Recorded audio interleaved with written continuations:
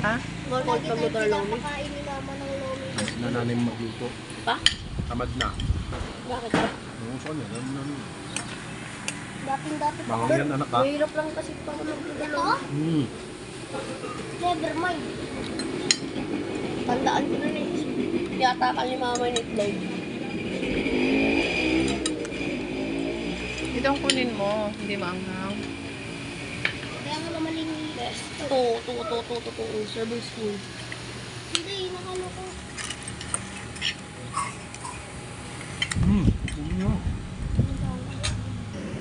Hindi chicharin yan. Parang yung fish na ano, matigas. Tapos piprito mo.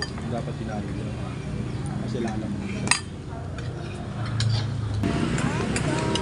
Ay! O, busog. Sobrang marami na. Kanina, kakainin ko na sana sa kuya. Nagutom na ako. Kakainin mo si kuya mo. Dami mong kakainin, buto pa rin. Ano na?